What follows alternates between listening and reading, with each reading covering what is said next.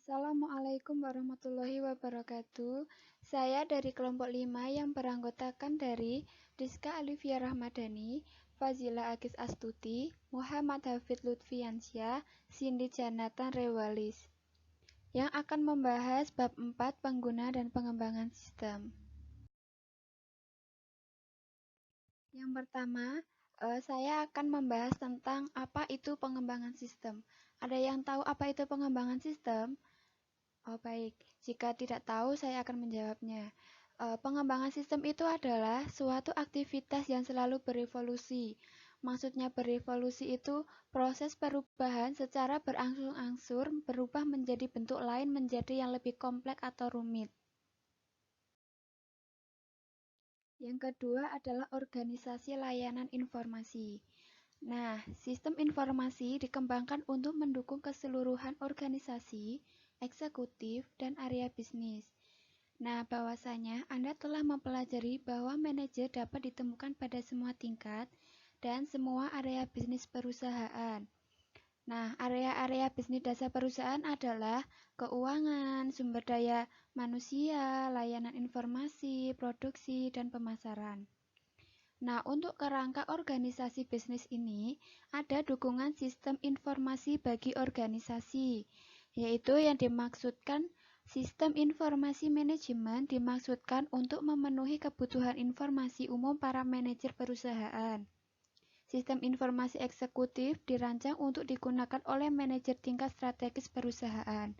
Dan 5 sistem informasi di tingkat lebih rendah dalam figur tersebut mencakup kebutuhan-kebutuhan informasi unik dari area-area bisnis tersebut.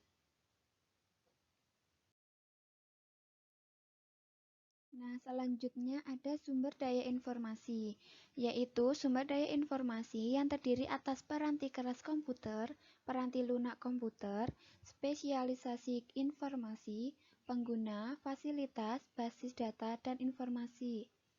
Nah, sumber daya informasi yang terdapat di area-area pengguna adalah tanggung jawab dari para manajer area pengguna.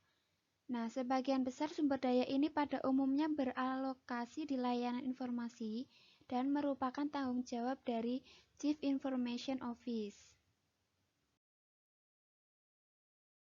Nah, selanjutnya ada spesialis informasi. Nah, untuk pengertiannya sendiri, spesialis informasi yaitu memberikan kontribusi atas tersedianya sumber daya informasi dalam perusahaan. Nah, spesialis informasi ini pada awalnya meliputi analis sistem, programmer, dan operator. Kemudian ditambah lagi dengan administrator, basis data, spesialis jaringan, dan webmaster. Nah, yang pertama adalah analisis sistem. Analisis sistem yaitu spesialis ini bekerja dengan pengguna untuk mengembangkan sistem-sistem baru dan memperbaiki sistem-sistem yang sudah ada. Yang kedua adalah administrator basis data, yaitu seorang spesialis informasi yang bertanggung jawab atas basis data disebut sebagai administrator data. Dan yang ketiga adalah webmaster. Nah, webmaster ini bertanggung jawab atas isi dan penyajian situs web perusahaan. Yang selanjutnya adalah spesialis jaringan. Spesialis jaringan bekerja dengan analisis sistem dan pengguna dalam membuat jaringan komunikasi data yang menyatukan sumber daya komputasi yang menyebar. Yang selanjutnya adalah programmer, yaitu menggunakan dokumentasi yang dibuat oleh sistem analisis untuk membuat kode program komputer yang mengubah data menjadi informasi yang dibutuhkan oleh pengguna. Yang terakhir adalah operator. Operator ini menjalankan peralatan komputasi berskala besar seperti komputer mainframe dan server yang biasanya beralokasi dalam fasilitas komputasi perusahaan. Struktur organisasi layanan informasi. Spesialis informasi dalam layanan informasi dapat diorganisasikan menurut berbagai macam cara. Unit-unit organisasional yang pertama disentralisasikan di dalam perusahaan dengan hampir seluruh sumber daya informasi berlokasi di unit IT. Struktur organisasi layanan informasi terbagi menjadi dua, yaitu tren dari struktur tersentralisasi ke desentralisasi dan struktur organisasi inovatif. Yang pertama, tren dari struktur tersentralisasi ke desentralisasi. Perusahaan telah menugaskan beberapa orang analis sistem dan programmer untuk mengembangkan sistem-sistem baru dan beberapa orang analisis sistem serta programmer lainnya untuk memelihara sistem-sistem yang sudah ada. Masing-masing kelompok dipimpin oleh seorang manajer, unit-unit operasi, administrasi basis data, dan jaringan akan memberikan kontribusi bagi pengembangan maupun pemeliharaan. Beberapa perusahaan mulai mendesentralisasi kebanyakan sumber daya informasinya dengan mengalokasikan mereka ke unit-unit bisnis dan memberikan wewenang bagi unit untuk memutuskan bagaimana sumber daya akan diaplikasikan. Banyak area menunjuk seorang direktur informasi divisi untuk mengelola sumber daya informasi di area-area tersebut. Yang kedua, struktur organisasi inovatif. Para peneliti SIM mengidentifikasikan 3 struktur inovatif yang disebut model sekutu, model platform, dan model terskala. Model sekutu adalah bahwa layanan informasi bekerja dengan area-area bisnis dalam menggunakan teknologi informasi guna menghasilkan inovasi bisnis. Yang kedua, model platform adalah bahwa layanan informasi tidak akan secara aktif mengawali inovasi bisnis, namun akan menyediakan sumber daya informasi sehingga inovasi tersebut dapat dicapai oleh area-area bisnis.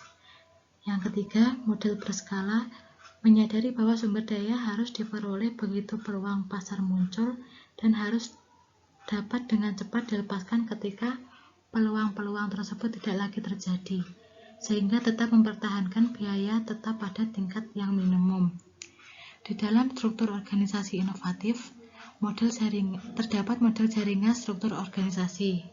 Yang pertama, jaringan penentuan visi yang memungkinkan CIO bekerja dengan manajemen puncak dalam perencanaan strategi sumber daya informasi. Yang kedua, jaringan inovasi yang dipergunakan oleh CIO untuk berinteraksi dengan area-area bisnis sehingga aplikasi-aplikasi inovatif dapat dikembangkan. Yang terakhir, jaringan pencarian sumber yang dipergunakan untuk berinteraksi dengan para vendor untuk tujuan mendapatkan sumber daya informasi.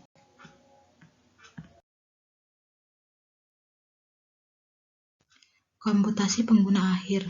Komputasi pengguna akhir adalah sejumlah cara untuk mengikutsertakan pengguna akhir ke sistem komputasi. Pendekatan ini mencoba mengaplikasikan potensi komputasi tingkat lanjut untuk menyelesaikan masalah yang dapat diandalkan. Komputasi pengguna akhir timbul disebabkan oleh 4 pengaruh utama, yaitu yang pertama, dampak pendidikan komputer, yang kedua, antrian layanan informasi, yang ketiga, murahnya peranti keras, dan yang terakhir, peranti lunak siap pakai. Keuntungan komputasi pengguna akhir. Yang pertama, menyamakan kemampuan dan tantangan. Pergeseran beban kerja dalam pengembangan sistem ke area-area pengguna memberikan kebebasan bagi spesialis informasi untuk lebih berkonsentrasi pada organisasi secara halus dan sistem-sistem yang rumit, yang memungkinkan mereka melakukan pekerjaan yang lebih baik di area-area tersebut. Yang kedua adalah mempersempit jarak komunikasi. Kesulitan yang selalu menghantui perkembangan sistem sejak hari pertama komputasi adalah komunikasi antara pengguna dan spesialis informasi. Pengguna sebagai suatu sistem sumber daya informasi. Risiko komputasi pengguna akhir. Sasaran sistem yang buruk. Pengguna akhir dapat menerapkan komputer pada aplikasi-aplikasi yang seharusnya dijalankan dengan cara lain, seperti dengan cara manual. Yang kedua, sistem yang dirancang dan didokumentasikan dengan buruk.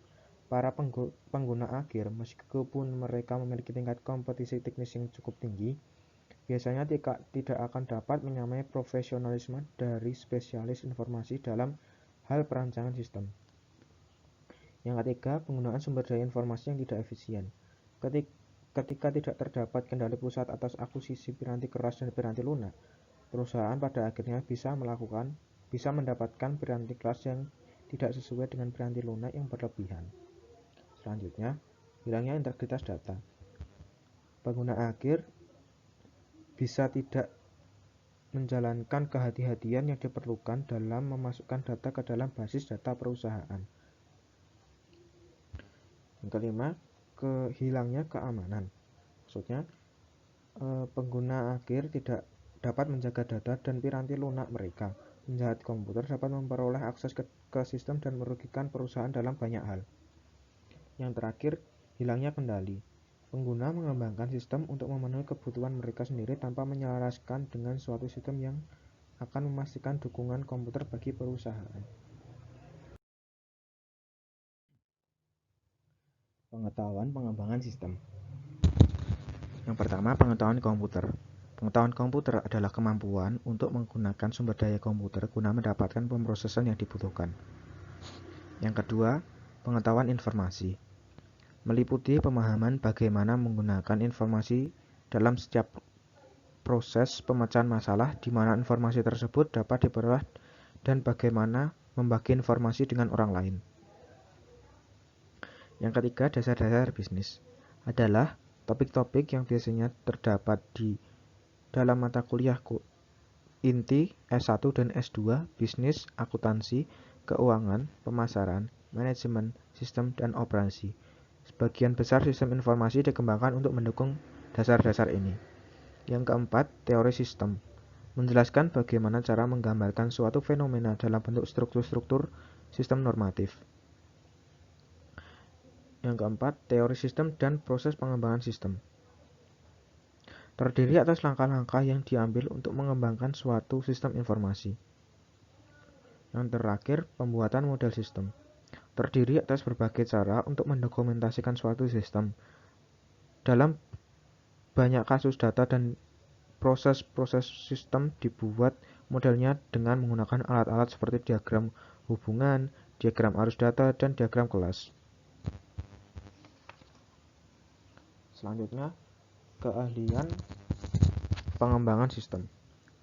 Yang pertama, keahlian komunikasi. Melibatkan kemampuan untuk menyampaikan informasi kepada satu orang atau lebih dengan menggunakan komunikasi lisan, tulisan, maupun gambar. Yang kedua, kemampuan analitikal. Melibatkan studi dan pemahaman akhir atas suatu situasi dengan tujuan untuk merumuskan respon atau solusi. Yang ketiga, kreativitas adalah penciptaan ide atau solusi baru yang sepenuhnya atau separuhnya baru. Kreativitas terutama bermanfaat di saat tidak terdapat pengalaman atau pengetahuan yang diperoleh dari mempelajari suatu fenomena yang serupa. Yang terakhir, kepemimpinan adalah kemampuan untuk mengarahkan orang lain untuk melaksanakan tugasnya. Bagi manajemen umum, hal ini mungkin merupakan keahlian yang penting, namun juga penting bagi para spesialis informasi karena mereka terlibat dalam pengolahan suatu proyek pengembangan sistem.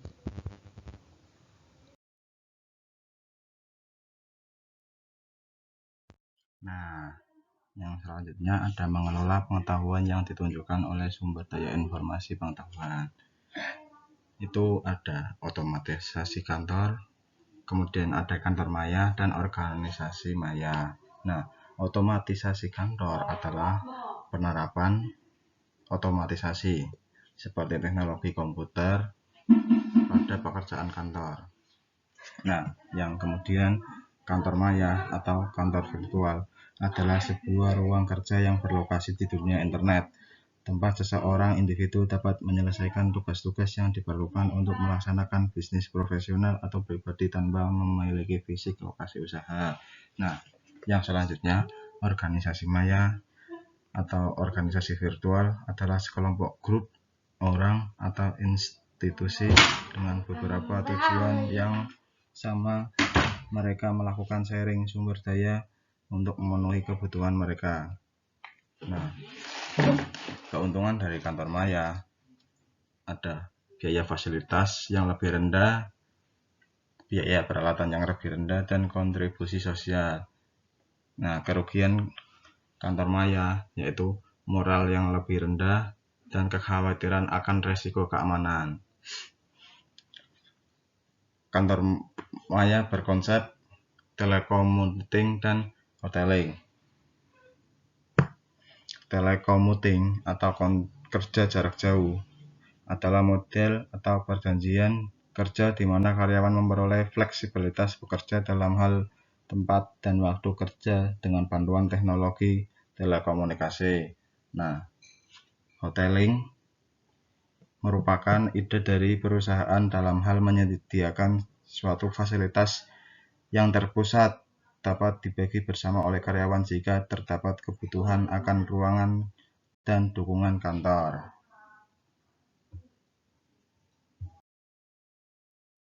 Terima kasih presentasi dari kelompok kami. Jika ada yang kurang jelas, bisa ditanyakan dan jangan lupa bertanya ya. Terima kasih. Wassalamualaikum warahmatullahi wabarakatuh.